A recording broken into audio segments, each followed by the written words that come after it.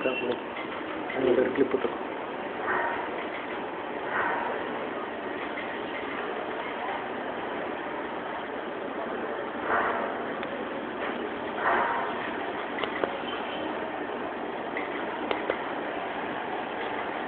photo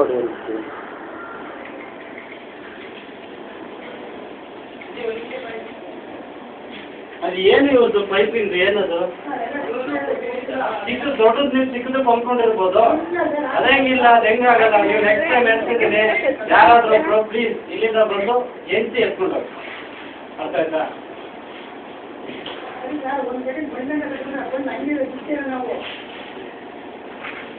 ಅಯ್ಯೋ ನಾನು ಹೇಳ್ತಾ ಇಲ್ವಾ